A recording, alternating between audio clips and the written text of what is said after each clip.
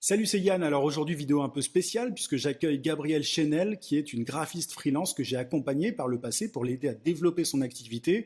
Au départ, elle générait peu de revenus. On a mis en place voilà, différentes stratégies pour l'aider à faire grossir son business. Et aujourd'hui, tout fonctionne très bien pour elle. Elle cartonne même sur LinkedIn. Donc je me suis dit que ce serait intéressant de l'inviter sur la chaîne pour qu'elle partage avec toi son parcours, les problématiques qu'elle a rencontrées, comment est-ce qu'elle a réussi finalement à développer son activité. Je pense que ça va vraiment te plaire. Donc juste avant de te laisser avec cette interview, je t'invite à mettre un gros pouce sous cette vidéo pour me montrer que ce genre de contenu te plaît. Ça me poussera à faire d'autres interviews de ce genre. Abonne-toi aussi à la chaîne si ce n'est pas déjà fait. J'ai des centaines de vidéos sur la vente, sur le marketing, sur l'entrepreneuriat. Donc ça risque de te plaire. Active la cloche de notification aussi pour ne pas rater mes prochains contenus. Je publie une vidéo par semaine. Et dernière chose, si tu veux aller plus loin, une fois que tu auras regardé cette vidéo, si tu veux développer ton business en 5 minutes par jour, j'ai ce que j'appelle des emails secrets. Tu as le lien d'inscription en description. Tu peux aussi cliquer sur le i. Et en t'inscrivant, tu vas recevoir chaque matin à 9 heures un email rempli de conseils, de méthodes, d'astuces pour trouver plus de clients et pour facturer tes services à prix d'or. Mon meilleur contenu se trouve dans ces emails secrets. YouTube n'est que la partie visible de l'iceberg. Il y a plus de 10 000 entrepreneurs qui sont déjà inscrits. Donc si tu es coach, consultant, formateur, freelance et que tu veux passer au niveau supérieur, c'est vraiment là que ça se passe. Clique sur le lien en description ou sur le i. Je te laisse avec l'interview. Est-ce que tu peux te présenter, s'il te plaît, Bah pour oui, ceux qui ne te bah, connaissent pas? moi c'est Gabrielle Chenel du coup, j'ai 23 ans et puis je suis graphiste indépendante, et puis je suis plutôt spécialisée dans les identités visuelles, les supports, numériques et puis un petit peu d'illustration. Ouais, bah, je t'ai invité parce que, voilà, ça fait un petit temps qu'on bosse ensemble, que je t'ai accompagné et cetera et tu es l'une de mes, clientes, je crois, les plus jeunes et tu as eu un joli succès. Donc je trouvais intéressant de voir un petit peu ton parcours parce que je sais que ça peut en inspirer plus d'un. Est-ce que tu peux expliquer un peu quel a été ton parcours pour devenir graphiste? Justement, on va parler ensuite du freelancing et cetera, mais comment est-ce que tu as fait pour monter en compétences dans ce domaine-là? Quelle école tu as fait et cetera, s'il te plaît? Alors, moi à la base je voulais être développeuse informatique donc rien à voir. OK. Donc du coup j'ai fait, mes 2 premières années, en licence, d'informatique, fondements et applications, les termes à Ouais, coucher dehors, et puis finalement, ça me convenait pas, et puis, voilà, c'est vrai que j'ai toujours été intéressée par, bah, le dessin, l'art, et cetera et je me suis dit: «Pourquoi pas, me réorienter là-dedans?» Donc j'ai fait ma troisième année dans une autre école, et c'était en alternance. mmh mh. Et c'était avec une option design graphique. Alors, bon, je vais pas m'étaler dessus, mais l'école, ça s'est pas très bien passé, c'était pas ce qui était promis, donc j'ai appris en autodidacte, du coup, pendant cette année-là. OK. Parce qu'il y avait quand même de l'alternance à assumer à côté, et eux, ils m'avaient bien pris pour, bah, du design graphique. Mmh mh. Donc du coup, j'ai appris toute seule tout simplement, à l'entreprise. Il y avait beaucoup de temps en entreprise et très peu de temps en école, donc c'était pas plus mal. Et j'ai vraiment eu de la chance d'avoir, une entreprise qui m'a laissé vraiment, bah, apprendre toute seule. J'avais toutes les ressources et puis, tant que le travail était fait dans des délais, convenables, bah, en fait, bah, je pouvais faire comme je voulais, donc c'était vraiment chouette. Et puis après, j'ai fait un master parce que j'avais envie de voir si ce que j'avais appris toute seule, ça tenait la route, si c'était Ouais. OK. Et puis aussi pour en apprendre un peu plus sur, bah, le process parce que ça, du coup, j'avais pas trop acquis, c'était un peu le bazar, parce qu'il fallait apprendre sur le tas. Donc Ouais. voilà, j'ai fait un master, à l'ESSMAC, pour valider tout ça, par la suite. Donc tu es bretonne, hein, du coup, Oui. je contextualise pour l'école, pour ceux qui se demandent où c'est. C'est intéressant quand même, rapidement de parler de, pas de l'école, pas de citer ou quoi, l'école qui était pas forcément bonne avant, mais Non. parce qu'il y a pas mal de graphistes justement qui, moi j'ai des personnes qui me demandent quelle école je dois faire, dans différents domaines, tu vois? Développeur, graphiste et tout et je trouve ça intéressant du coup d'avoir un petit retour d'expérience par rapport à ce point-là. Qu'est-ce qui te semblait pas bien en fait à l'école par rapport à dans ta première école par rapport à l'apprentissage du graphisme, du coup? Alors là, il y avait une situation un peu particulière. En fait, je j'avais signé pour une école et elle a été rachetée par une autre qui en a fait un peu D'accord, casse à tête et en OK. fait, le 1 an de design graphique, c'est transformé en 6 mois seulement de design graphique avec 6 mois de D'accord, marketing, donc bon OK. déjà, entourloupe. Et Ouais, du coup, c'était les 6 derniers mois, sauf que, bah, j'allais pas attendre les 6 derniers mois alors que l'entreprise à côté, avait besoin de mes compétences en graphisme et puis en ouais, plus on n'était pas là pour autre chose que ça à la base, quoi. ouais, carrément. Mais clairement oui, on me demande aussi souvent, «Oh quelle école tu conseilles?» ou «Qu'est-ce que tu as fait?» Mais c'est vrai que je trouve qu'il y a pas forcément, alors oui, il y a des mauvaises écoles, mais voilà, globalement, je pense qu'on peut aussi s'en sortir, bah, en autodidacte. Je pense que c'est un métier où c'est pas non plus ce qui manque en ressources. Mmh. Après, c'est pas adapté à tout le monde, c'est sûr, d'apprendre, en autodidacte. Je sais qu'il y en a qui ont Ouais, besoin de cadres, ouais. mais franchement, en tout cas pour moi, l'autodidacte, ça a été, très bien, voire même, je pense que j'ai avancé beaucoup plus vite qu'avec un parcours, classique, en suivant une formation. C'était plus adapté pour toi, en fait. Toi, tu marches comme ça, quoi. Oui. Moi, c'est aussi un truc, c'est ma façon de fonctionner. J'ai appris pas mal de trucs tout seul, mais c'est vrai que c'est pas le cas de tout le monde. Donc, tu quand tu dis que tu as appris sur le tas, tu as consulté des ressources, tu as regardé des vidéos YouTube, tu t'y es pris comment un peu? Bah, en fait, voilà, j'avais le projet qui était demandé par l'entreprise et puis du Ouais, coup, bah, au début, il a même fallu que j'apprenne à me servir tout simplement des logiciels Adobe. C'est tout bête, mais quand tu ouais. tombes là-dessus, tu te dis: «C'est quoi ce bazar?» Il y a des trucs dans tous les sens. Mmh. Donc voilà, les premières semaines, c'était les logiciels Adobe. J'ai regardé des tutos, je tapais ma question en anglais parce qu'il y a plus de ressources, sur YouTube ou dans des forums et tout. Je trouvais très rapidement. Puis voilà, au fur et à mesure, tu retiens parce que tu as pas envie de rechercher aussi. C'est ça Ouais, que j'aime bien dans cet apprentissage, c'est que tu as un peu la flemme de refaire, répéter tes mouvements, donc tu retiens plus rapidement. ouais. Et donc du coup, voilà, bah, c'était après en fonction des projets qu'on me demandait, je cherchais sur YouTube, sur des forums et puis j'appliquais. Puis à force, et ben, ça finit par rentrer et puis, ce que j'aimais bien aussi, c'est que des fois, il y avait des périodes creuses où j'avais pas de projet à faire Mmh mh. et bah, du coup, je faisais des faux projets, des challenges pour les logos, des challenges pour des illustrations. Je testais d'autres techniques et cetera pour, bah, m'améliorer et puis gagner en compétences, bah, purement graphiques en termes de style de dessin numérique, parce que c'est pas Mmh. facile non plus et puis, pour retenir le plus de choses possible. Tu étais dans une logique de formation continue, quoi, et tu allais vers l'information, ce qui est quand même, moi, je me suis rendu compte avec le temps que c'était pas un truc que tout le monde avait. Il y a beaucoup de gens qui attendent qu'on leur file l'info, qui vont pas être, dans en recherche active, tu vois, sur Google, sur YouTube, et c'est vrai qu'en général, les autodidactes, je m'en suis rendu compte, sont des gens qui vont vers l'information et qui essayent de voilà, qui cherchent vraiment partout comme des petits rats de bibliothèque, tu vois, mais sur internet, et donc tu as cette logique-là et enfin, tu as cette approche-là et c'est cool, c'est ce qui t'a mené là. Et toi, aujourd'hui, tu as une patte graphique assez spécifique. D'où ça te vient, en fait? Comment est-ce que tu as réussi à créer cette patte, quoi? Parce qu'on reconnaît assez rapidement ton travail. Alors, en fait, alors ça vient de 2 choses. La première, c'est que des fois, on est limité soi-même. Il y a des choses qu'on pourra pas faire ou c'est pas naturel pour nous. Donc déjà, Mmh. ça écarte certains types de styles ou ce genre de choses. Et puis, il y a, beaucoup de sources. Après, je regarde beaucoup tout ce qui est, Pinterest, Instagram et cetera, Ouais. pour avoir vraiment de l'inspiration, pure avec des artistes que j'aime bien. Alors, j'ai pas de nom sous la main parce que c'est des pseudos des fois, tordus, Mmh. mais je m'inspire beaucoup en regardant, d'autres artistes, et puis en général, sa propre patte graphique, c'est finalement un mélange d'un peu tout avec ses propres contraintes techniques et puis voilà, ça finit par créer un style unique, à chaque fois. Toi, tes facilités aujourd'hui, en graphisme, elles se situent où? À quel niveau? Quel est le truc le plus facile pour toi?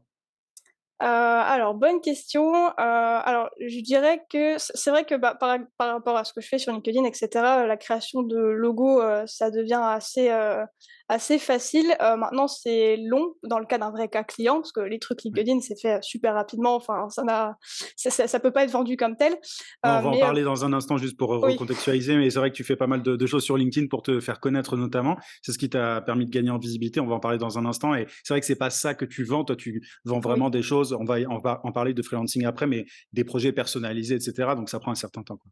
Oui, oui, oui, oui et du coup, oui, je pense que les logotypes, c'est ce qui est le plus naturel, chez moi. Ouais. Maintenant, c'est vrai que les illustrations, j'ai, beaucoup progressé. J'étais dégoûtée au début parce que je voulais trop faire des illustrations, mais c'est pas du tout, super simple et Mhm. je suis très contente d'avoir réussi à avoir, à m'approcher de quelque chose, que je voulais, savoir faire donc ouais. OK. Non, mais c'est chouette en tout cas parce que c'est vrai qu'on reconnaît assez rapidement ton travail. Et pour parler alors pour commencer à parler de freelancing, d'entrepreneuriat, tu disais que tu étais, en alternance dans une école. Je crois que enfin en alternance entre une entreprise et donc ton master, et je crois qu'on a commencé à bosser ensemble, peu de temps après que tu aies terminé ton école, non? C'est ça? Ou tu étais Oui, oui, encore un peu. oui, c'est Ouais? ça. Bah, en fait, j'avais ouvert mon entreprise en plus pendant mon master parce que ça me servait de stage, enfin voilà Ouais. et puis du coup, oui, c'était, très peu de temps après avoir, fini le master. Et du coup, voilà, je voulais te demander qu'est-ce qui t'a pourquoi est-ce que tu t'es lancé en fait en tant que freelance? Qu'est-ce qui t'a attiré là-dedans? Quelles étaient tes motivations? Parce que tu aurais pu continuer comme beaucoup de graphistes, voilà, en entreprise. Moi, j'en ai connu pas mal dans le monde de la pub, notamment. Qu'est-ce qui t'attirait là-dedans? Et voilà, c'était il y a, je sais pas, il y a 1 an et demi peut-être maintenant qu'on a échangé, qu'on a commencé. Enfin, je sais pas. Est-ce que tu peux me dire aussi, est-ce que tu m'as contacté en même temps, au moment où tu te lançais, ou tu avais essayé des trucs avant? Enfin, je veux bien un petit peu que tu me recontextualises tout ça, tu m'expliques un peu à quel moment tu t'es lancé, enfin, quelles étaient tes motivations d'abord et ensuite comment est-ce que ça s'est déroulé? Alors, bah, mes motivations, c'est, simplement que alors le peu d'expérience que j'ai eu en entreprise avec l'alternance, même si l'entreprise franchement elle était vraiment chouette, ça me convenait pas dans ma façon de faire, j'avais en termes d'organisation, de liberté, je voulais pas non plus, travailler, en tant que graphiste pour une seule, charte graphique toute ma vie Ouais, avec, tout d'accord. le temps les mêmes couleurs, tout le temps les mêmes ressources. Moi, je voulais une diversité de projets dans plein de domaines. Mmh. Pour pas m'ennuyer, j'ai besoin de beaucoup de stimulation et cetera en général, donc voilà. Et puis, il y a aussi la réalité que dans la zone où j'habitais, ben, il y avait pas vraiment d'emploi et Mmh. sinon c'était des emplois qui étaient catastrophiques. L'annonce, elle était mais à mourir de rire tellement c'était risible, donc voilà, c'était pas du tout des conditions dans lesquelles, je voulais travailler. OK. C'était genre les annonces où on te demande de savoir tout faire, c'est ça? Alors que, Oui, tu es couteau suisse graphiste, quoi? pour, 2 €. Ouais, c'est ça, ouais, le classique, ouais. Et toi, du coup, tu étais pas forcément prête à aller, dans une plus grande ville, à Paris, Lyon, Nantes ou, qui est plus proche de chez toi peut-être, Non, non, parce que j'ai des projets personnels par la suite et du coup, OK, non, je pouvais absolument pas changer de ville OK. donc voilà, c'est vrai que travailler depuis chez soi, enfin moi en tout cas avec mon organisation et cetera, moi pour moi c'est du luxe, c'est Ouais, super, ouais, ouais. Ça te convient mieux en tout cas. Donc, la diversité des projets, c'est ce qui t'intéressait et puis le côté, voilà, opportunité aussi, locale, qui n'était pas là et donc, le fait de travailler à distance, t'attirait quoi, j'imagine? Parce qu'aujourd'hui oui. tu te déplaces pas du tout, pour tes clients, tu bosses vraiment, à distance, quoi? Oui, oui, tout à distance, pardon, Ouais. 100 à distance, puis bon, je préfère, pour, mon organisation aussi, j'aime bien, j'aime bien diriger, tout ce qui m'entoure, en termes de, voilà, organisation, Ouais. mes méthodes, ma façon d'apprendre, pour pas aller trop vite par rapport à quelqu'un et cetera. C'est mon rythme, donc je gêne personne. Ouais, mais tu as une, super organisation. Tu fais partie de ces personnes très, très organisées qui passent à l'action et tout, donc ça, c'était un bonheur, d'ailleurs, c'est aussi, en grande partie ce qui fait ton succès aujourd'hui, je pense, donc c'est sûr que c'est une qualité que tu as et par rapport, donc à partir du moment où tu as décidé de te lancer, qu'est-ce qui s'est passé? Est-ce que tu as essayé de choper des clients déjà par toi-même? Comment est-ce que ça s'est Alors, déroulé? bah, oui, parce que je me suis dit, bah, le master commençait donc était fini, au moment où j'ai vraiment cherché des clients pendant la période où voilà, j'ai commencé, j'avais fait mon site et cetera. Je commençais à monter mon portfolio aussi, très important.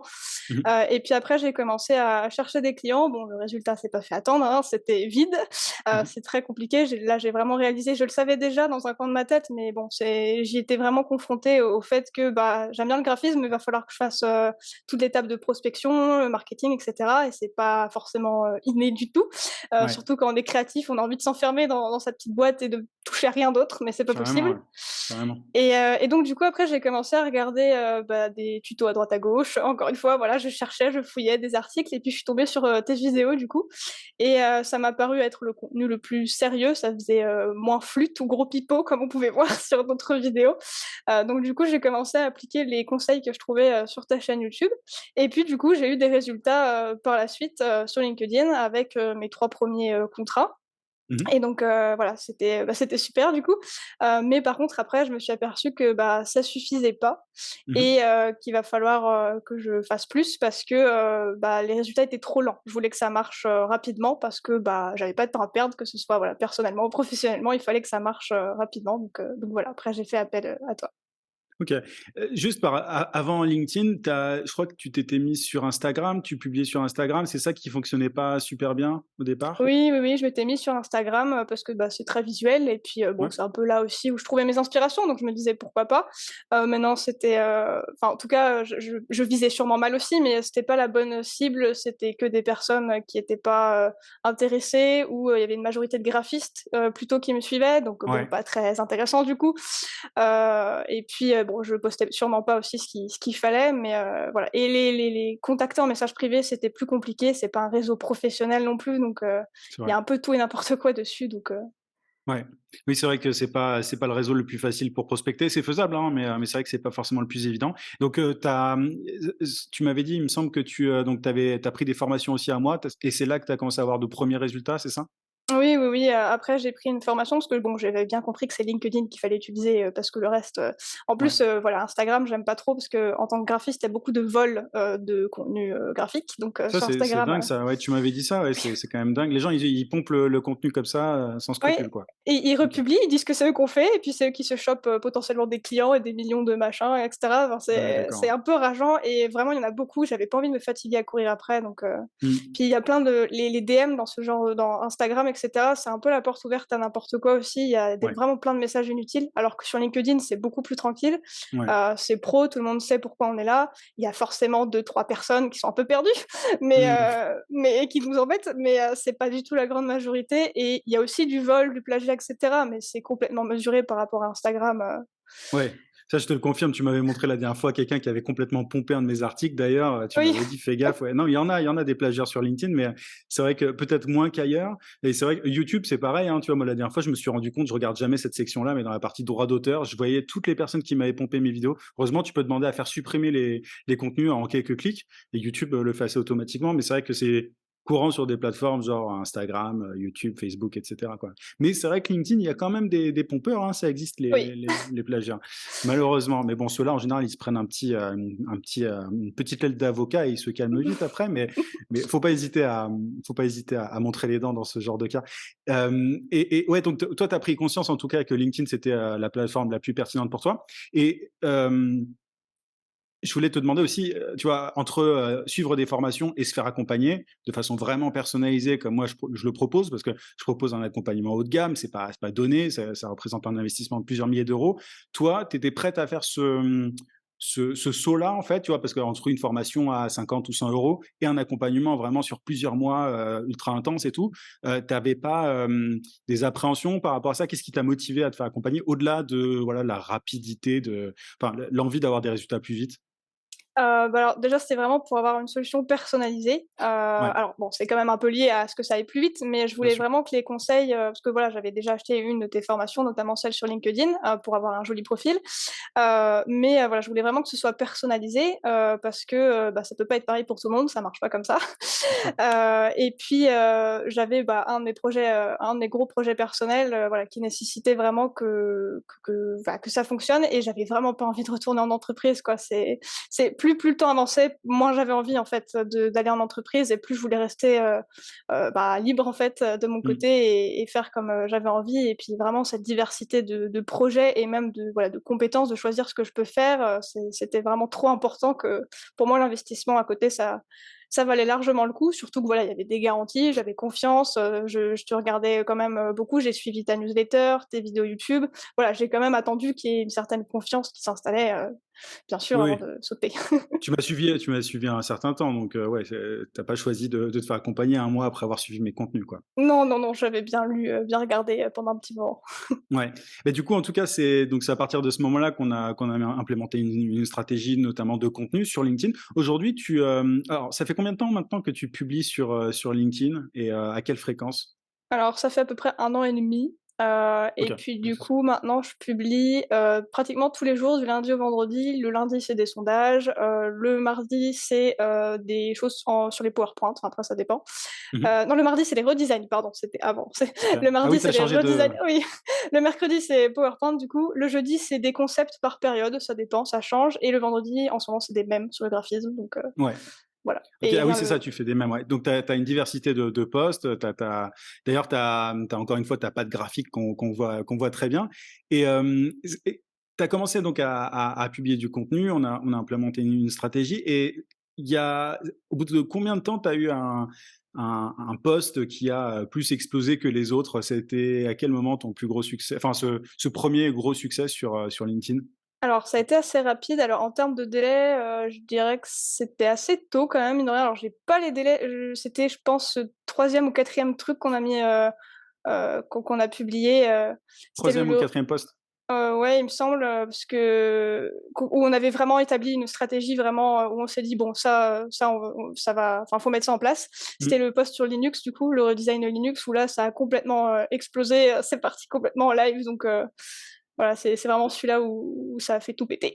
Ouais, tu as fait un joli redesign de Linux, qui a bien, bien marché et tu as eu pas mal de clients grâce à celui-ci, il me semble? Oui, oui, oui et j'en ai encore toujours d'ailleurs, encore, grâce à celui-là, parce qu'en plus, OK. voilà, je l'ai republié pendant les vacances de Noël et parce que j'avais plein de nouveaux abonnés. Ils étaient pas au courant de l'existence de ce logotype donc voilà, je l'ai republié et c'est pareil, ça m'a toujours apporté, des clients. Ouais, quand tu as un post qui marche, c'est toujours bien de le recycler. Ça t'a fait quoi la première fois quand tu as vu c'est combien de likes d'ailleurs? Je me rappelle plus du nombre de likes, Plus de mais 3000, plus de 3 500 je crois, likes, au bout du troisième ou quatrième post LinkedIn, ouais, c'était pas mal. Ça t'a fait oui. quoi sur le moment? Ah bah, j'étais choquée. En fait, c'est compliqué parce qu'au bout d'un certain nombre, c'est difficile de quantifier, mais oui, j'étais choquée, j'étais surprise. Je me disais: «Wow, OK, ça part en cacahuète» et puis, c'était aussi, ça permettait de voir rapidement aussi, les réactions en commentaire, qu'il y avait des gentilles personnes et puis aussi ceux qui étaient pas contents, qui étaient grognons Ouais, et de tout de toujours. suite être, confronté à ces haters, c'était assez, ça faisait découvrir tout d'un coup. Mmh, ouais, ouais, non, il y a toujours les 2. Il y a les gens sympas qui vont approuver ton travail et puis des gros relous parfois qui passent, mais en même temps, les gros relous, permettent de générer encore plus d'engagement et te faire connaître, donc c'est jamais une mauvaise Oui. chose. Mais c'est vrai qu'au début, tu as des critiques parfois, enfin, tu as des trucs ultra positifs et en même temps, tu as, de grosses critiques, donc c'est pas toujours évident de gérer ça. Toi, ça a été à ce niveau-là, tu as pas eu de voilà, de moments où tu t'es dit: «Pourquoi est-ce que je reçois autant de commentaires?» Alors encore une fois, là, il y avait plus de commentaires positifs que négatifs, mais c'est vrai que parfois la minorité de commentaires négatifs, fait un peu bizarre quoi, sur le moment quand on n'a pas l'habitude. Oui, oui, oui, bah, c'est vrai qu'au début, ça m'a beaucoup impacté quand même, hein, je vais pas mentir. Ouais, En plus, c'est important de le dire. je suis du genre à ressasser les événements en permanence, donc Ouais. même le soir avant de m'endormir, j'étais en mode, en train de redire et d'inventer des punchlines pour, que j'aurais dû lui dire. Ah oui, tu te refaisais le film dans la tête et tout? Oui. Mais donc ouais, ça m'arrive encore, hein, ça dépend, voilà. Bon, maintenant je bloque, je réfléchis plus quand c'est trop, Ouais, je bloque parce que voilà, j'ai pas envie d'y passer 3 plombes. faut pas perdre de Mais temps, voilà, ouais. sur certains ça m'arrive encore, mais voilà, moi j'ai compris qu'il y en a qui seraient toujours pas contents et que ça sert à rien, et il Peu y a des importe ce que tu posts postes, ouais. oui, voilà et puis il y a des posts où il y a quand même pas mal de haters plus que de gens bienveillants, parce que les gens Mmh mh. bienveillants, ils parlent pas tout le temps. Mmh. Et là, tu te dis: «Bon, ça fait mal». Après je me remets en question aussi, je me dis: «Bon, ça se trouve, mon truc est vraiment Ouais. nul», enfin, des fois, c'est vrai, hein, des fois, c'est pas ouf, avec la quantité de choses que j'ai à faire, des fois, je suis consciente que c'est pas bien du tout, mais voilà, je préfère poster Ouais. que de Je pense que tu riposter. es un peu dur avec toi-même, quelqu'un, qui verrait tes posts, je mettrai le lien d'ailleurs de ton profil LinkedIn, en description pour ceux qui veulent voir après, mais c'est vrai qu'on est toujours beaucoup plus dur avec nous-mêmes, par rapport à notre travail qu'en réalité. C'est vrai qu'il y a beaucoup de commentaires qui sont complètement injustifiés. Moi, il y a des posts que j'ai beaucoup aimés, des fois quand tu vois certains mais bon, encore une fois, souvent on se concentre sur les commentaires négatifs alors que l'écrasante majorité est très positive, quoi, donc mais c'est vrai que c'est important pour moi de te demander ça parce que ça fait un peu bizarre au début, tu vois, au bout de 3-4 posts, tu génères autant d'engagement et puis ça, on n'a pas l'habitude des haters. Moi, ça fait des années que j'en reçois sur YouTube et tout, donc à la fin, on devient un petit peu aveugle par rapport à ça. Mais c'est vrai qu'au début, on se dit, ah, je devrais lui répondre ça et tout. En fait, on se rend compte que c'est qu'une perte de temps, quoi, au final. Donc, Oui, oui, oui, bah, là, j'en ai eu un en plus récemment, fou! ah oui, c'est vrai. J'en ai rigolé tellement c'était C'est fou, quoi le plus relou que tu as eu, un cas un peu relou comme ça? Alors le plus relou, c'est celui qui m'a vraiment pompé mon temps. C'était, il m'a critiqué sur quelque chose, je me suis justifiée parce que ce qu'il disait, j'étais pas du tout d'accord. Il a réenchéri derrière, j'ai un Ouais. peu réenchéri derrière pour me défendre. Il a réenchéri derrière en disant encore plus de conneries. Enfin voilà, ça pouvait ne pas s'arrêter. J'ai supprimé, j'ai bloqué, c'était plus Ouais, simple. ouais, je pense que c'est le plus simple. Mais c'est la ressource du succès, hein, quand on cartonne sur LinkedIn, on a forcément ce genre de cas, donc c'est un peu la conséquence. Est-ce que tu peux expliquer un petit peu, comment ça se passe, pour que quelqu'un devienne client à partir du moment où il a vu un de tes posts? Parce que voilà, il y a plein de gens qui, expliquent sur LinkedIn qu'il faut publier, publier, publier et que tu vas décrocher des contrats comme ça. Mais voilà, les gens, parfois ils publient longtemps sans résultat, ils savent pas comment ça se passe. Est-ce que tu peux décrire concrètement un parcours d'un prospect qui se transforme en client? Oui, bah, alors du coup, souvent ils tombent sur un de mes posts. Alors souvent c'est le redesign du mardi du coup, et puis ensuite, ils vont dans mon profil LinkedIn et là j'ai un lien pour, les Calendly. Alors soit ils me posent déjà des questions en DM, ça arrive aussi en amont, il y en a qui ont besoin Ouais. de poser des questions et je comprends tout à fait. Sinon ceux qui sont décidés, c'est souvent des gens d'ailleurs qui me suivent depuis un petit moment et qui sont décidés, au bout d'un moment.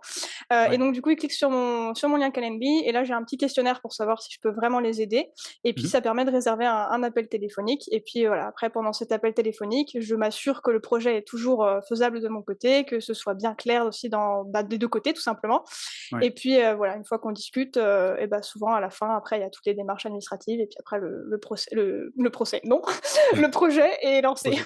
Ouais, le procédant, tu as le devis signé et cetera, quoi. Et ouais, tu mets tu le formulaire sur ton profil et tu as des gens parfois qui viennent, qui suivent ton contenu depuis un certain temps. Ils sont pas forcément prêts, tout de suite à passer à l'action parce qu'ils ont pas de projet à te donner, mais vu qu'ils suivent régulièrement tes posts, bah, le jour où ils ont besoin de quelqu'un, ils font appel à toi parce que tu es resté, top of mind comme on dit en marketing, tu es resté dans leur tête, quoi.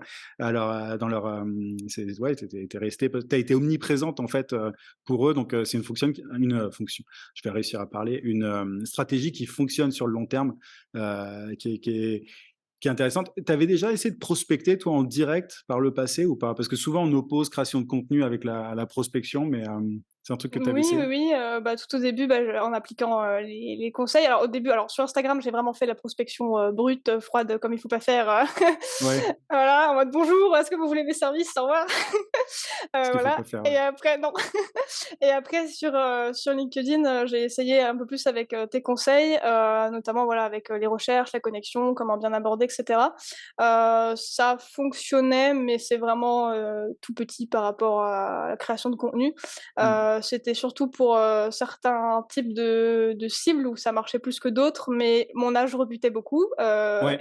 et mon portfolio aussi était pas forcément assez rempli, à cette époque-là, donc voilà et par contre, au tout début aussi, on a testé de prospecter, au tout début et puis après Ouais. voilà, on a changé de stratégie. On a pivoté, ouais, parce que c'était aussi, en fait, tu as vraiment une patte, et puis en tant que créative, enfin, tu fais un métier visuel, donc autant montrer quand tu fais de jolis créas, montrer ce que tu sais faire. Et ça vaut d'ailleurs pour pour les vidéastes, pour les web designers, enfin, etc., etc. C'est les photographes quand on fait un métier visuel, autant montrer ce qu'on sait faire et c'est comme ça qu'on peut attirer plus de clients. Et souvent, je me suis rendu compte que ça convenait mieux aux créatifs, le fait de créer du contenu plutôt que de prospecter. C'est vrai qu'il y a beaucoup de gens qui ont du mal avec le fait de prospecter. Donc toi, en tout cas, ça te convenait mieux comme approche, quoi.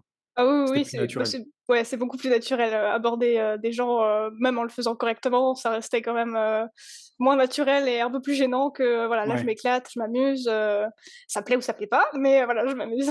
ouais. Non, mais en fait, tu fais ton métier et tu le diffuses, enfin tu le montres en fait, tu montres ce que tu fais donc c'est plus facile que d'aller aborder des gens. C'est aussi une question d'introversion et tout, je les Oui. introvertis de manière générale, sont beaucoup plus à l'aise avec la création de contenu et je crois que ça s'est passé alors pas très longtemps après, que tu aies commencé à publier, mais tu es rentré dans le top des influenceurs, LinkedIn, selon le logiciel Favicon, pour ceux qui connaissent. C'était combien de temps après? Parce que ça, c'était complètement dingue, on s'y attendait pas du tout pour le coup et Non. tu rentré dans le top, je sais plus quelle place tu mais en quelques mois, tu rentré là-dedans, quoi. Oui, oui, oui. Alors je sais plus exactement les dates, surtout ils ont lâché leur classement, à une certaine date. D'ailleurs, le prochain Ouais, va pas tarder à arriver aussi. ouais, Et j'étais 175e si je me souviens bien et ouais, bah, j'étais juste choquée parce que, bah, je cherchais pas forcément, à accéder à ce genre de choses et puis, bah, je pensais pas non plus en arriver là. Alors c'est vrai qu'après il y avait pas non plus beaucoup de graphistes qui créent autant de contenu, au début ouais, en tout cas. ouais. Maintenant je trouve qu'il y en a de plus en plus, Mmh. mais oui, bah, j'ai été super surprise, bon après ça fait toujours, plaisir Bah oui, c'est mais, sûr, c'est voilà, sûr. c'était Non, chouette. mais tu as inspiré plus d'un, j'imagine. Et après, c'est sûr que ça doit jamais être un objectif. C'est une vanity métrique.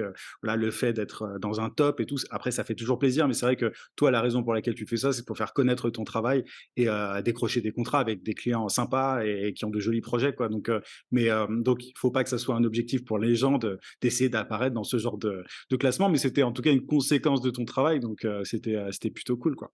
C'était assez étonnant que ça arrive aussi vite d'ailleurs. Parce que je crois qu'en plus, il mettait que tu avais une micro-communauté. Tu avais combien de personnes dans ton réseau au tout début quand on a commencé à bosser ensemble? Je crois que tu en avais très peu, non? Ah bah, au tout début, enfin presque 0, hein, je Ouais, j'avais pas de mon compte LinkedIn était mort avec un pseudo, enfin je m'en servais pas du tout, donc il était ouais. vraiment, j'avais mes proches à la limite au tout début, mais voilà, c'était Et, en- vraiment, et, et, et en 4, 5, 6 mois, t'étais dans le top après, quoi. C'était un truc comme ça, non, en termes de oui, mois, oui, il me c'est semble. c'est monté assez vite, c'est Ouais. monté assez vite au niveau des abonnements, des connexions et des gens qui partageaient mon Ouais, travail. c'était assez fou. Et qu'est-ce qui plaît aux gens, à ton avis, dans tes contenus? Pourquoi est-ce que ça marche si bien, tu vois? Alors j'ai eu des retours à ce niveau-là, donc je pense que c'est ça. Après voilà, je sais pas trop. Mais je pense que ce qu'ils apprécient beaucoup, c'est que je justifie en fait, mes choix.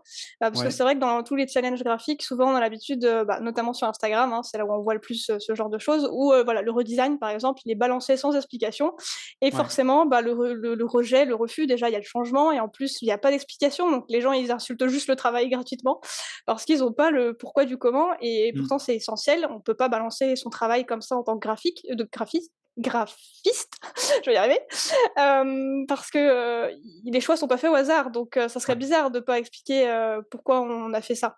Donc ouais. voilà, c'est ça, ça a beaucoup plu, aux gens qui me suivent, que je justifie, tous mes choix, que ce soit les couleurs, les formes, pourquoi j'ai fait ça et cetera. Donc ouais, ça c'est vraiment quelque chose, qui a beaucoup plu. Parce que ouais, en fait, toi, tu fais, beaucoup d'identité visuelle et dans tes posts, tu fais des redesigns, voilà, de marques qui existent et cetera et c'est un truc qui est souvent fait, les redesigns, mais c'est vrai que, ce qui est ultra intéressant dans ton travail, toi, c'est que tu justifies chaque point et c'est aussi un truc qui permet de montrer aux gens qui ne s'y connaissent pas forcément en graphisme que, les choix ne sont pas faits au hasard, que tout est justifié. Enfin, on voit vraiment ton expertise de cette manière-là. C'est-à-dire qu'on voit que tu es vraiment expert de ton domaine parce que, voilà, chaque forme, chaque couleur, chaque typo est justifiée et je pense que ça a apporté un truc un peu nouveau par rapport à ça parce que les gens en général, tu vois, quand ils voient un redesign ou quand il y a une marque qui change, son logo ou son identité, de manière générale, les gens, comme tu dis, ils sont là pour, ils critiquent ou ils se disent: «Ah le c'était mieux avant», tu vois? Le fameux «c'était mieux avant», sauf qu'ils comprennent pas enfin toujours les choix et toi tu mets vraiment ça en avant à chacun, sur chacun de tes posts, quoi.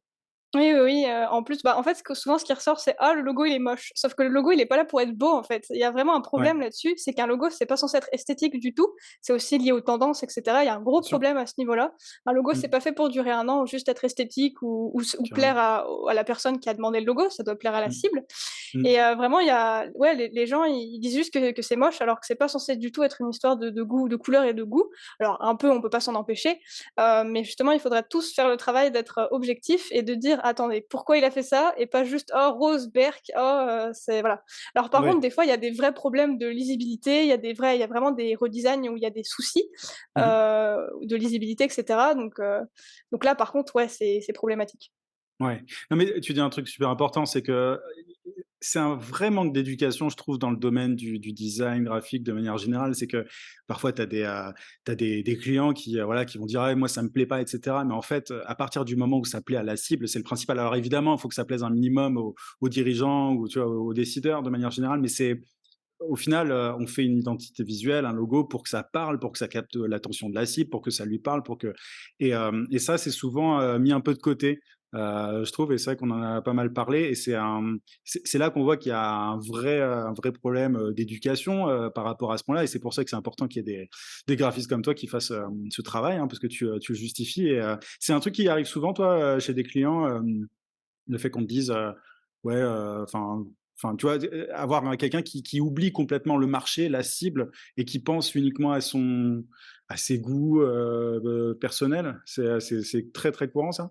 Alors, c'est pas très, très courant, alors après j'ai amplifié mes filtres aussi, donc peut-être Ouais, que ça aide. tu Mais, cadres oui, un peu. j'ai été confrontée à 2-3 clients où c'était vraiment, assez problématique, parce que, voilà, pour eux, en fait, même s'ils osaient pas le dire, clairement, je Mmh. voyais bien qu'ils cherchaient à faire en sorte que le résultat leur plaise et ça marchait Ouais, pas, en fait. On tournait en rond et même au niveau des couleurs et cetera, les couleurs, elles ont des effets, c'est scientifiquement prouvé, donc ouais, juste mettre les couleurs, parce qu'on aime bien, ça n'a aucun ouais. sens. Ouais, Et de toute façon, même sur la cible, il y aura toujours des gens qui vont vraiment détester le logotype, mais bien qu'ils le sûr. veuillent ou non, le rouge va les énerver, par exemple. Ça a Ouais, été prouvé. Donc d'accord. voilà, même si c'est pas esthétique, alors bien sûr, il faut faire en sorte que ce soit harmonieux et cetera, mais normalement, si c'est bien construit, ça l'est un minimum. Mmh. Mais oui, à ce niveau-là, ça m'est déjà arrivé, D'avoir ça, ouais. De toute façon, c'est une approche, tu une approche rationnelle. Tu es marketeur, hein, d'une certaine manière, parce que le travail que tu fais, il a un objectif qui est marketing, qui est business, du coup, par, prolongation. C'est-à-dire que tu fais pas juste des trucs jolis parce que, tu vois, des gens qui font des trucs jolis, il y en a plein. Par contre, des gens qui arrivent à comprendre, la cible, à savoir, vraiment, qu'est-ce qui est en adéquation avec la marque, et cetera. Enfin, trouver un équilibre, c'est un vrai métier et c'est là, je trouve il y a une vraie incompréhension de certains clients par rapport au graphisme. Et tu vois, il y a une différence encore une fois, entre quelqu'un qui fait des trucs jolis, sympas, que tu peux payer quelques euros, et puis quelqu'un qui a une vraie compréhension de chaque couleur, de chaque typo, et qui arrive à trouver cet équilibre-là, quoi. Parce que sinon, enfin, parfois, il y a une contradiction aussi, je trouve, entre ce que veut le client et sa cible. En fait, parfois, il y a une telle contradiction entre les deux que bah, c'est pas possible de trouver un équilibre, donc c'est très compliqué. Donc, tu dois te battre un petit peu dans ce genre de cas, j'imagine, pour essayer de leur faire comprendre ça, quoi. oui, oui, oui, puis bon, des fois, faut trouver des compromis, je dis Mmh. bien que, bah, par exemple, si c'est le bleu la meilleure couleur pour, la cible, si vraiment le dirigeant a un traumatisme, parce qu'il y en a que des fois qui ont des traumatismes associés à une Ah, c'est couleur, bon, subjectif, hein, ouais, ouais. ouais, mais là, voilà, des fois, je peux pas faire autrement, je vais pas le mettre mal, pour une couleur, je peux trouver une alternative, enfin voilà, on peut toujours trouver des solutions. Par contre, je leur, dis bien que ça sera pas aussi performant que ça Ouais, devrait l'être, parce que voilà, ouais, ça a des objectifs. bien sûr. Moi, je respecte scrupuleusement certaines règles, pour que ça tienne la route et dans le Mmh, temps. Donc ouais, là-dessus, ça joue beaucoup. mmh, Et je trouve aussi que les graphistes ne s'aident pas non plus entre eux. Je vois pas mal de graphistes qui se disent: «Oh, il y a une tendance trop bien, je vais en faire mmh, mon business, ma nouvelle patte graphique», et on en voit plein et ils fonctionnent bien pendant, bah, peut-être 1 an, 2 ans et cetera. Sauf ouais, que, bah, au bout d'un moment, la tendance, elle s'essouffle. Tout le monde sera en mode: «Waouh, c'est ça qu'il faut faire parce que, c'est ça qui est tendance, c'est ça qui est trop beau» et cetera. Sauf que, bah, dans 2 ans, l'entreprise en question qui ouais, aura pris les services, elle devra tout changer parce que, bah, ça ouais. tient plus, quoi. Mais à la limite, c'est une bonne façon pour certaines personnes pas super honnêtes de revendre un redesign Oui. 1 an après. Je sais pas si ça se fait, mais la raison pour laquelle toi, tu es une graphiste haut de gamme qui ne facture pas comme, voilà, la plupart des gens, des tarifs ridicules en graphisme, parce que malheureusement, c'est un domaine dans lequel, il y a beaucoup de gens qui se bradent. C'est justement pour ça, c'est parce que tu es pas juste là pour filer des trucs un peu tendance qui marchent. Tu as une vraie compréhension du marché, de la cible, et cetera. C'est un vrai métier, et c'est enfin et ça, encore une fois, il faut faire ce gros travail d'éducation pour que les gens le comprennent. Mais il y a graphiste et graphiste, quoi, très clairement. Et normalement, quand on est à la tête d'une boîte et qu'on veut que les choses performent, je veux dire, limite nos goûts esthétiques, etc., notre subjectivité, elle n'a pas d'intérêt. Le seul truc qui compte, c'est le marché, en fait, c'est la cible, c'est ce qu'elle pense. Et c'est pour ça qu'on donne les clés à des pros comme toi dans certains domaines, quoi. En tout cas, moi, en tant qu'entrepreneur, c'est l'approche que j'ai, et je pense que c'est celle que beaucoup de gens devraient privilégier, quoi. Donc, s'ils veulent des gens pas chers qui font des trucs qui leur plaisent, ils vont sur des plateformes de freelancing et puis ça va. Mais Oui. il y a une différence, voilà. Faut pas mélanger les torchons et les serviettes. Euh, ça, c'est moi qui le dis, ça n'engage que moi. Qu'est-ce que je voulais te demander aussi quel était pour toi le format qui fonctionne le mieux sur LinkedIn. Bah, c'est les carousels, en tout cas pour, Ouais. voilà, pour moi. C'est Mhm. clairement les carousels, parce que ce que je publie, ça nécessite, bah, voilà, beaucoup d'informations quand même. Déjà pour bien présenter, mon travail, ça permet de mettre plusieurs slides, voilà, les identités, je les décline en motifs, en mock-up et cetera. Ça permet vraiment d'immerger, la personne dedans et en plus, Ouais. il y a tout mon blabla qui vient derrière qui est assez long. J'essaie de raccourcir au max parce que ça ne suit pas du tout toutes les recommandations, mais voilà, c'est comme Ouais. ça. Mais du coup, c'est vrai que le carrousel, se prête plutôt bien, à ça et puis, voilà, ça plaît pas mal, puis bon, il y a les sondages aussi qui fonctionnent bien, voilà, post Ouais. très basique, efficace, C'est voilà. vrai que ça marche bien, ouais. Mais c'est vrai que les carousels, on a vu que ça fonctionnait bien pour toi. Maintenant, il y a des formats qui marchent mieux que d'autres. Après, évidemment, il faut aussi tester dans son propre cas. Pour ceux qui veulent publier sur LinkedIn, voilà, il ne faut pas forcément faire des carousels. Il y en a d'autres qui marchent très bien. Il y en a pour qui le texte marche très bien, d'autres des visuels simples, etc. Mais c'est vrai que souvent, le format carousel est privilégié. Et toi, vu que tu as du contenu assez dense, ça se prête bien au carrousel. Et c'est le type de format, toi, que tu aimes le plus faire aussi? Oui, oui, oui, bah, oui, parce que ça me permet beaucoup plus de flexibilité et d'aérer un petit peu tout ce bazar Ouais. et de j'aime bien parce que les carrousels, alors encore une fois, c'est basé sur ce que j'ai pu voir sur Instagram, alors on a moins cet effet sur, LinkedIn, mais les carrousels se suivent et ça fait vraiment un effet, de slide, parfait Ouais. et on peut faire suivre les éléments. Enfin, il y a un petit effet graphique que j'aime beaucoup, Mmh.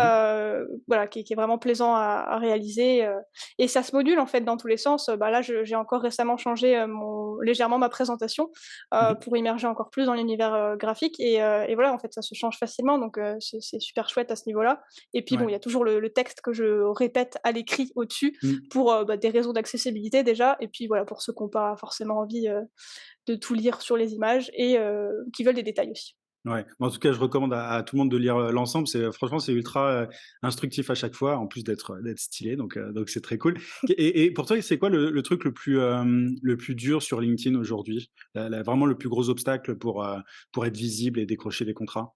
Alors, aujourd'hui alors là, tout de suite, c'est le changement d'algorithme qui m'a fait, Mmh. repenser un petit peu ma stratégie donc voilà, faut être constamment sur ses gardes Ouais. sur, les changements de fonctionnement de la plateforme, et puis de toujours chercher, toujours innover. Il y Mmh. a aussi les gens qui copient, qui plagient. Au bout d'un moment, quand il y a trop de copies, trop de plagiat, faut aussi changer, nous, de concept pour Ouais. toujours être, sur autre chose. Donc voilà, c'est de sans cesse, rechercher, les choses, qui vont marcher, qui vont pas marcher et puis composer avec, ce que LinkedIn nous donne aussi. Ouais. Au quotidien, c'est voilà, c'est assez souvent quoi, qu'il faut faire.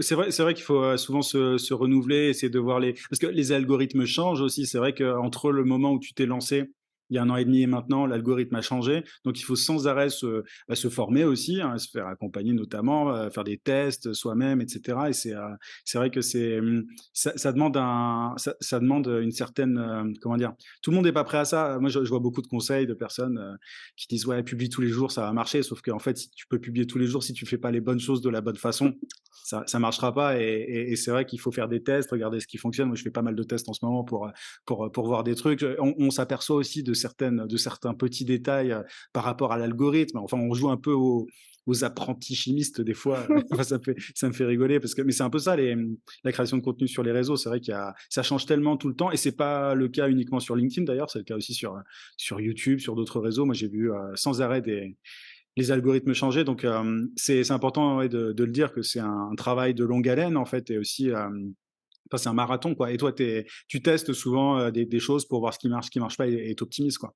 Oui, oui, oui, je teste aussi, pas mal de formats, ça dépend aussi des concepts. Des fois, il faut changer de concept, donc le nouveau concept nécessite parfois un format différent. Donc Ouais, voilà, je teste en permanence et puis bon, bah, si ça va pas, je reviens au format d'avant et puis si ça marche mieux, bah, voilà, tant mieux, je ouais, continue avec ça et puis mmh, des fois, ça finit aussi par naturellement s'essouffler ou j'ai épuisé, ouais, j'ai un peu trop tiré sur le concept, donc il faut changer et cetera pour pas non plus que les gens soient saoulés de voir tout le temps des choses, trop ouais. redondantes. Ouais, non, mais tu as innové d'ailleurs, j'ai vu ça, dernièrement donc mais les gens, ils aiment bien la nouveauté de toute façon sur les réseaux donc à partir du moment où tu changes un petit peu, je sais que tu avais fait tes carousels en mode vidéo à un moment, enfin c'est ça qui est sympa, c'est que les gens, ils aiment bien quand ça change un peu et ça te permet toi de faire des tests et en plus d'éveiller encore plus la curiosité des gens quoi donc c'est cool. Quel conseil tu donnerais aujourd'hui à des graphistes qui voudraient, devenir freelance ou qui voudraient, passer un cap dans leur activité? Si tu, donnais un conseil à la toi d'il y a 1 an et demi, par exemple, qu'est-ce que ça serait? Alors le portfolio parce que c'est vraiment le truc le plus Ouais, important, pour les OK. graphistes, et c'est vraiment, alors j'étais déjà consciente de ça, j'avais déjà un mais en fait à côté de ce qu'on doit fournir, c'était rien. C'est Mmh. vraiment je conseille vraiment de faire un bon portfolio, qui colle à son style, si on en a vraiment un qui est affirmé et cetera, et de pas hésiter à faire plein de faux projets ou, des faux projets pour des vraies marques aussi, comme ça on a une bonne base. Et puis Ouais, d'utiliser, par exemple, le goodbrief.io que j'ai beaucoup utilisé, qui permet d'avoir un faux brief et de vraiment faire des projets, assez réalistes et ah, c'est cool, je connaissais pas, ouais. OK. ça permet en plus de s'entraîner parce qu'on fait des faux projets en permanence, mais en fait, le mieux, c'est de le faire avec un vrai process, comme ça Mmh. devient des vrais faux projets. Ouais, carrément, ouais. Et après le portfolio, il est plein et il faut faire un peu tous les cas de figure aussi. Je me suis aperçue au fur et à mesure que, il manquait toujours quelque chose pour, que la personne soit rassurée, Mmh. dans le portfolio. Donc du coup, au fur et à mesure, je faisais ce qu'il me demandait pour les prochains. Ouais, Donc voilà, ça serait de faire au moins un exemplaire de chaque compétence qu'on veut vendre pour ouais. pouvoir, montrer que c'est possible, quoi. OK. Ouais, tu anticipes un peu les objections de cette manière-là, quoi. C'est-à-dire que tu anticipes ce qu'on va te demander et les petits blocages des clients et comme ça, tu as ce qu'il y a dans ton tu ce qu'il faut dans ton portfolio pour lever l'objection en question. C'est vrai que c'était un truc dont on s'était rendu compte, au départ, quand on bossait sur ton portfolio, mais c'est cool, goodbrief.io, je connaissais pas du tout, c'est pratique et petite précision, il faut évidemment indiquer dans son portfolio que ce sont des projets démo, quoi. Faut pas, je Oui, précise parce qu'il y en a qui vont, mettre des faux projets dans leur j'ai portfolio travaillé avec Nike.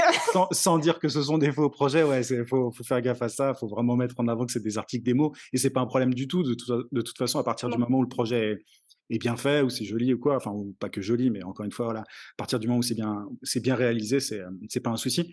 Donc ouais. Et donc ouais, améliorer principalement enfin, bosser son portfolio, en tout cas, ce serait vraiment la priorité pour toi en tant que graphiste.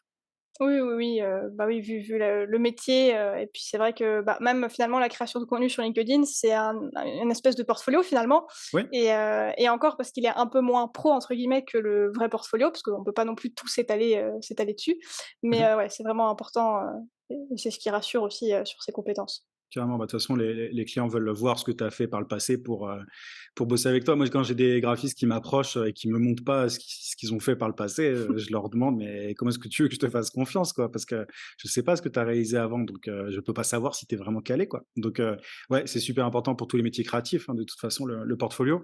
Et qu'est-ce que tu dirais à quelqu'un qui, hésiterait à se faire accompagner pour développer son business? Parce que toi, voilà, tu tu foncé, mais c'est un truc il y a beaucoup de gens qui se disent: «Ouais, c'est pas donné» et cetera, tu vois? Un accompagnement vraiment personnalisé. Qu'est-ce que tu dirais à quelqu'un qui hésite aujourd'hui?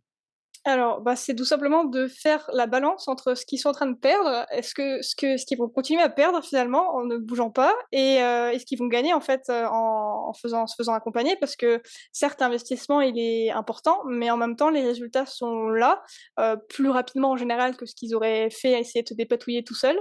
Mmh. Donc voilà, finalement je pense qu'en termes, si on parle purement financier parce que c'est souvent ce qui dérange, Oui, je bien pense que sûr. la balance elle est 100 positive, après l'accompagnement. Alors que Mmh. sans, bah, elle est peut-être, bah, soit à zéro, soit toute petite, donc bah, c'est pas cool. Ouais.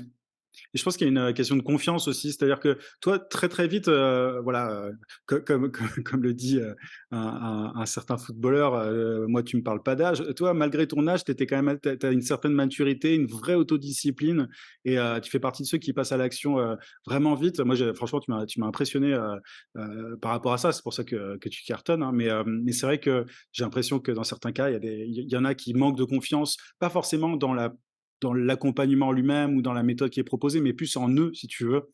Tu vois, il y a des gens qui se disent: «Est-ce que vraiment je vais y arriver, malgré, les conseils qu'on me donne?» et cetera. Toi, tu vois, tu avais déjà, confiance dans tes compétences avant de te faire accompagner ou quoi? Enfin, tu étais à l'aise par rapport à ce que tu savais faire, à ce que tu pouvais fournir comme service ou tu avais quelques doutes et tu quand même foncé? Alors, j'avais quand même quelques doutes, hein, parce que voilà, syndrome de l'imposteur, des Ouais, fois. toujours, tout le Oui, monde. on l'a toujours tous. Mais voilà, je savais quand même, parce qu'on peut pas s'empêcher de se comparer aux autres. Alors clairement, il y a toujours mieux, mais il y a aussi toujours, pire.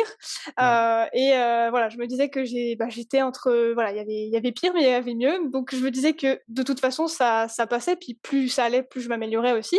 bien sûr. Donc voilà, puis voilà, c'est surtout que je te faisais, bah, énormément confiance. Je m'étais renseignée aussi Merci. parce que voilà, mais j'avais bien tout lu, tout voilà, pour moi c'était clair, il y avait un feeling aussi dans la façon de faire et cetera et puis bon, il y avait des éléments rassurants comme, c'est tout bête, mais c'est les garanties de résultats dans ton accompagnement.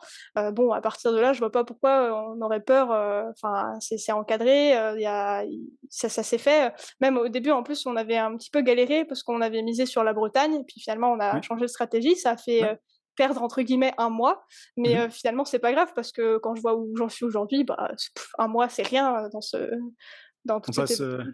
ouais, on passe toujours par des phases d'optimisation, mais c'est aussi en ça que c'est un accompagnement personnalisé. C'est-à-dire qu'en soi, on teste une strat, si elle marche pas, on optimise jusqu'à ce que ça fonctionne. C'est aussi ça le fait de se faire accompagner, de se faire aider, c'est qu'on fait des tests beaucoup plus vite que si on les faisait tout seul. Mais, effectivement, tu fais bien de le mentionner. Au tout début, on a testé un truc qui a pas été la meilleure, chose, voilà pour toi. Et le deuxième test, bah, il a cartonné, donc mais c'est important de le mentionner. Mais c'est même quand on se fait accompagner, il faut faire des tests. Moi, j'ai pas la science infuse, je m'adapte à chaque client et puis ensuite j'essaie de voir ce qui est le mieux pour lui. Et puis en général, ça se passe bien. Donc c'est cool. Et est-ce qu'il y a alors à part goodbrief.io, est-ce qu'il y a des outils, des sites que tu utilises au quotidien qui te sont utiles dans ta création de contenu et que tu recommanderais? Alors, en outil pur, je dirais la suite Adobe, hein, c'est tout bête, Ouais, mais c'est le classique. ouais, ouais, classique. Franchement, je fais tout avec. Voilà, principalement Illustrator, InDesign et Photoshop, mais vraiment, je sais qu'il y a d'autres alternatives moins chères ou gratuites, et cetera, mais vraiment en termes de performance, de rapidité de travail et même pour la sécurité des projets du client, et cetera, voilà, Adobe, j'aime beaucoup. Après, sinon, c'est, bah, Pinterest, j'aime beaucoup pour avoir de l'inspiration et aussi vérifier que ce que tu es en train de faire n'existe pas déjà parce que, bah, des Mmh. fois, tu fais du plagiat inconscient, tu n'y es pour Ouais. rien, on a tous des fois la même idée, donc Mmh. ça, c'est important aussi. Mais voilà, globalement, c'est vraiment les outils, principaux dont je me sers pour tout, création de contenu, projet client. OK. Ouais, pas de petits outils magiques, ça marche pas comme ça. C'est, Non. de la vraie création et de la publication. Est-ce que, on a oublié quelque chose d'important que tu voudrais aborder ou est-ce Non, qu'on non, je trouve qu'on donc a bien bien développé. je pense qu'on a ouais, on a couvert pas mal de sujets. Alors, avant de te dire au revoir, si les gens veulent te contacter ou voir ce que tu fais de manière générale, c'est, sur LinkedIn, j'imagine? Oui, oui, c'est sur LinkedIn, il y a le lien pour mon portfolio, il y a le sommaire de toutes mes créations pour ceux qui ne me suivaient pas avant, j'ai mis ça en place pour retrouver toutes mes créations et il y a mon lien Calendly, pour les gens qui voudraient, travailler avec moi. Je mettrai le lien évidemment en description de cette vidéo. En tout cas, foncez vers Gabrielle si vous avez un projet sérieux ou quoi. Je ne peux que la recommander. Voilà, même voilà, peu importe la taille de votre boîte, tant que vous êtes sérieux par rapport à votre projet, voilà, parce qu'elle elle choisit vraiment ses clients, donc il faut le savoir. Mais en tout cas, je vous invite vivement à la contacter. Donc je mettrai ça en description. En tout cas, merci Gabrielle d'avoir accepté mon invitation. C'était très très cool. Merci à toi, Yann, pour cette interview et puis, je te remercie aussi pour, ton accompagnement, hein, qui fait que j'en suis là aujourd'hui donc Ouais, vraiment avec grand chouette. plaisir. Merci. C'est toujours cool de bosser avec des gens qui bossent comme toi. Donc à très vite. À très vite. Merci d'avoir regardé l'interview jusqu'au bout. Si tu l'as apprécié, n'hésite pas à mettre un gros pouce et abonne-toi aussi à la chaîne si ce n'est pas déjà fait. Je te rappelle que si tu veux aller plus loin, si tu veux développer ton business en 5 minutes par jour, tu as mes emails secrets. Je t'invite vivement à t'inscrire si tu veux découvrir toutes mes pépites au quotidien. Je te rappelle que tu as le lien d'inscription en description. Tu peux aussi cliquer sur le i. Je te souhaite plein de succès et je te dis à très vite.